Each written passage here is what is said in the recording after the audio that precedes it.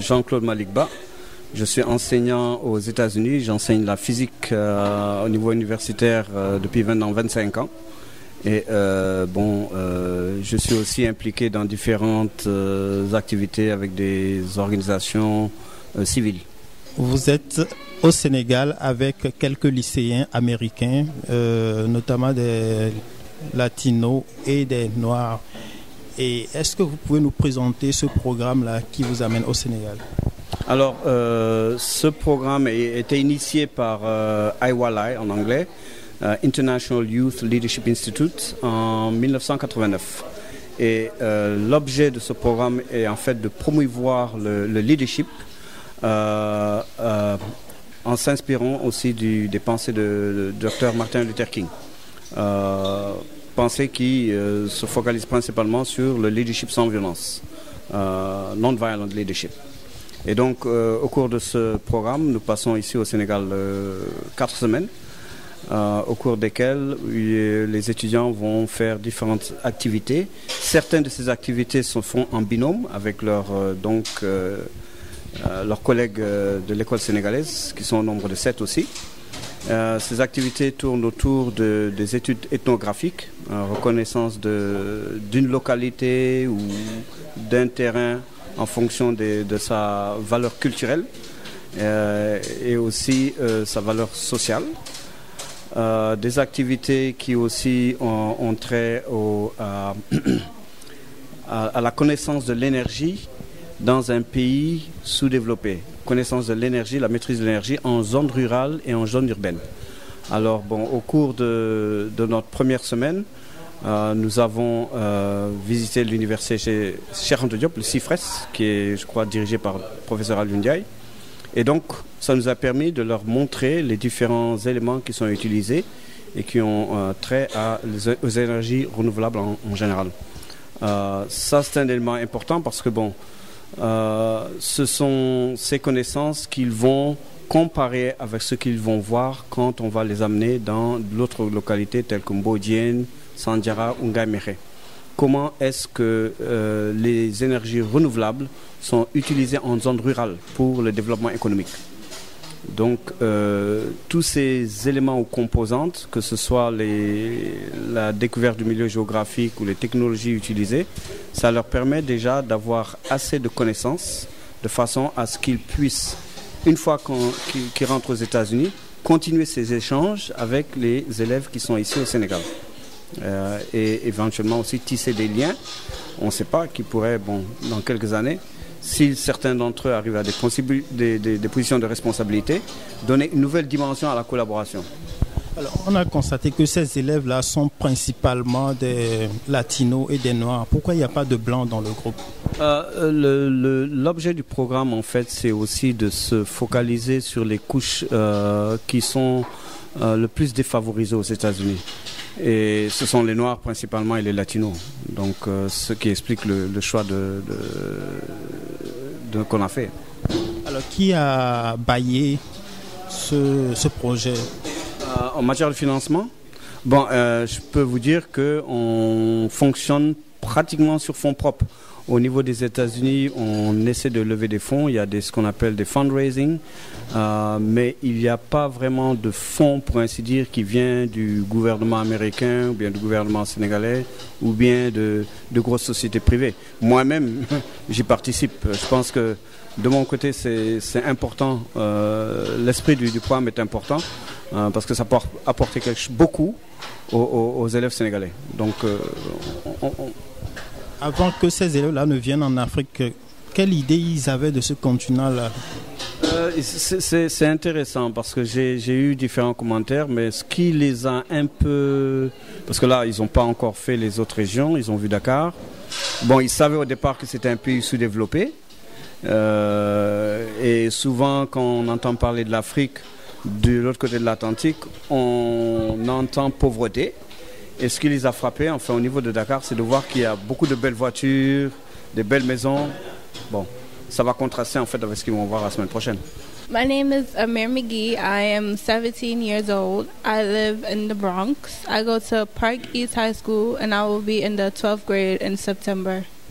It is the first time you come in Africa. Before you come here in this continent, what do you know about this country? Africa is very humid and hot. L'Afrique est très humide et chaud, il fait chaud.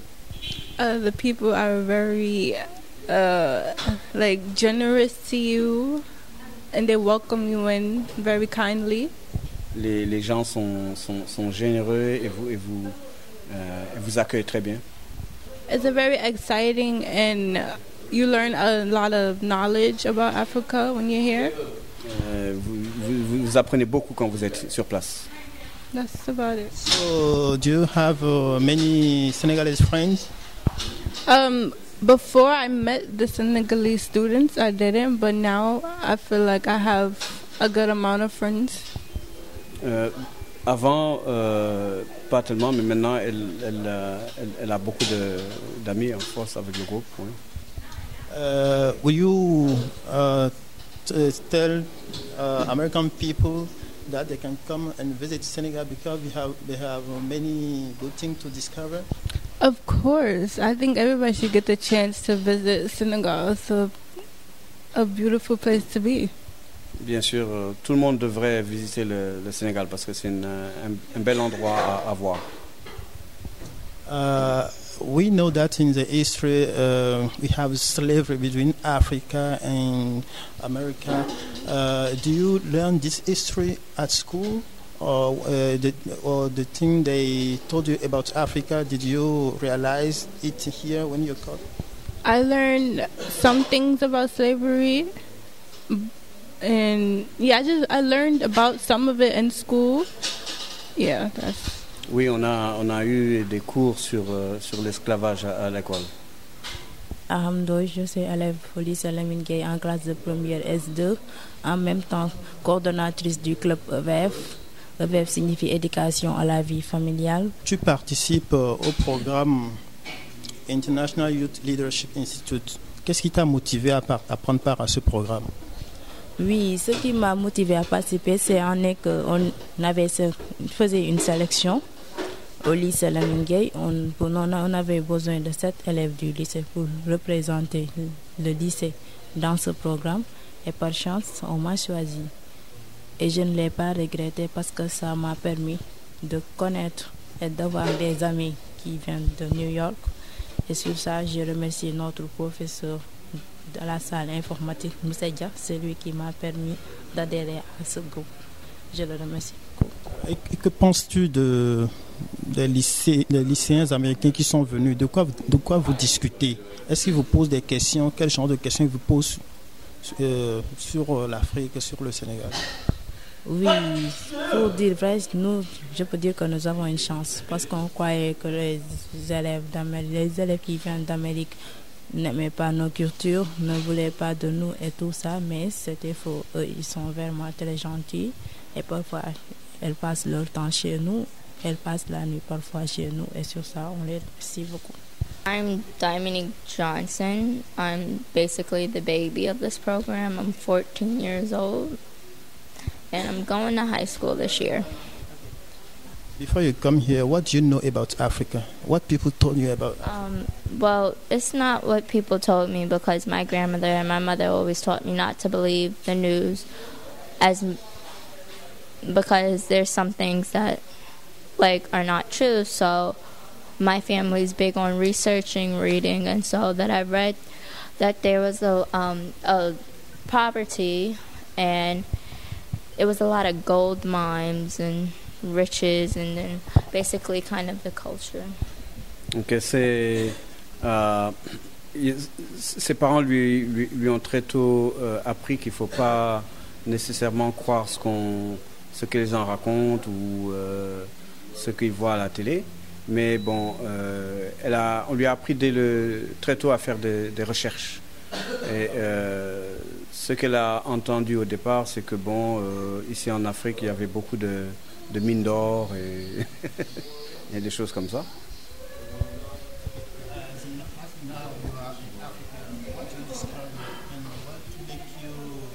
I discovered that there is a lot of pollution and there's a big gap between women and rights, but I feel like it can get better with the help of the government. Il y a une disparité entre les droits des femmes et ceux des hommes, et il y a aussi beaucoup de pollution ici à Dakar.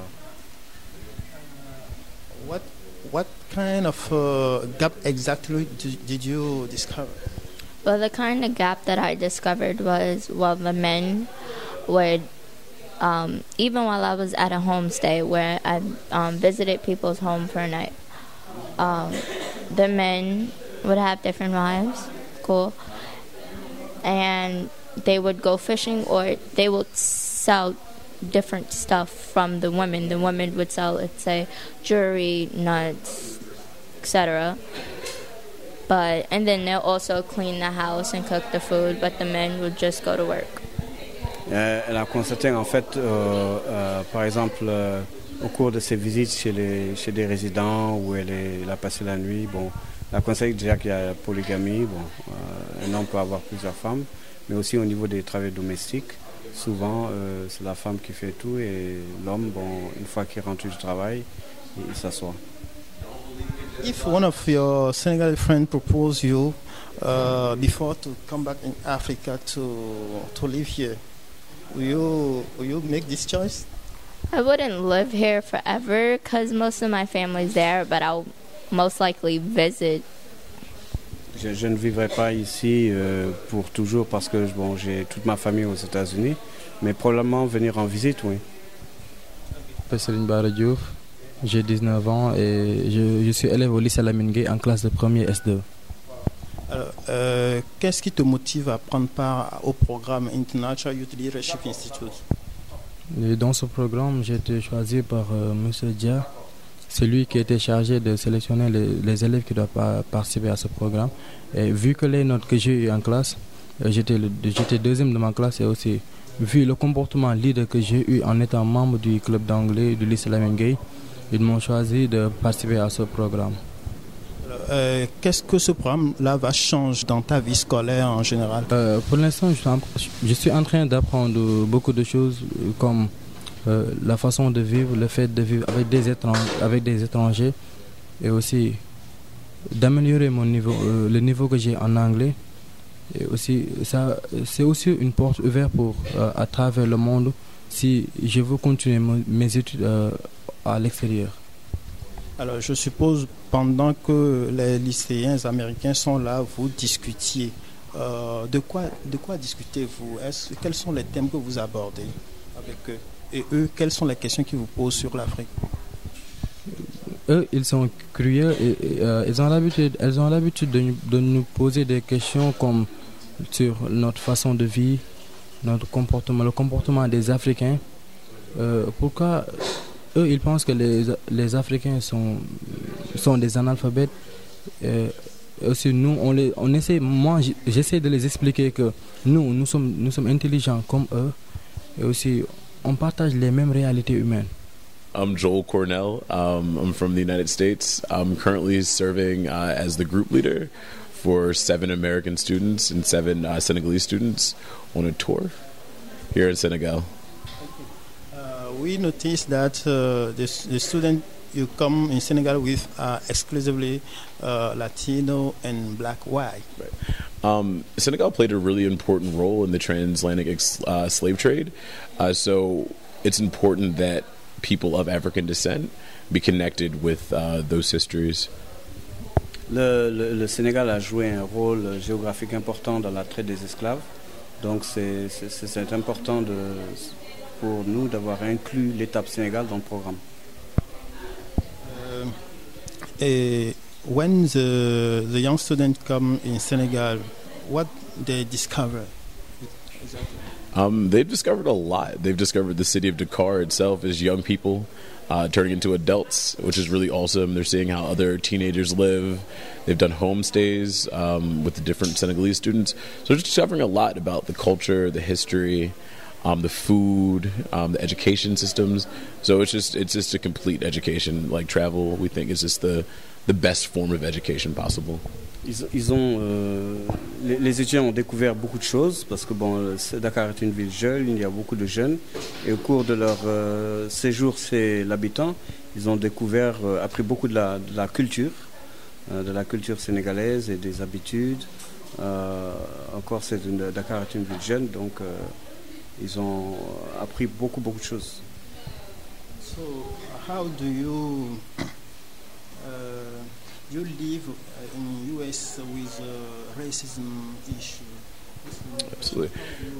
I think now is actually a really important time to be coming to Senegal, especially on the heels of Black Lives movement, the Black Lives Matters movements, Ferguson.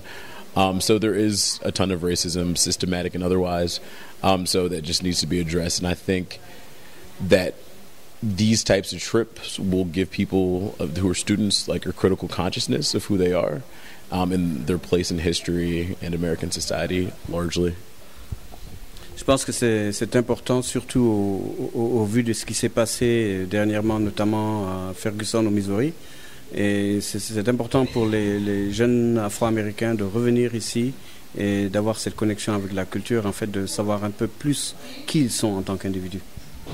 In this case, on my mind, it would be better to come in Senegal and Africa with white young students too. Absolutely. I think it would be, it's important for all races to be educated about culture. However, I think it plays a more important role for African Americans, since this is the nexus of the slave trade and black identity in the Americas. This is the origin of this. So I think it plays a more crucial role for African Americans. However, white students could stand to benefit from learning about the culture and history of Senegal as well.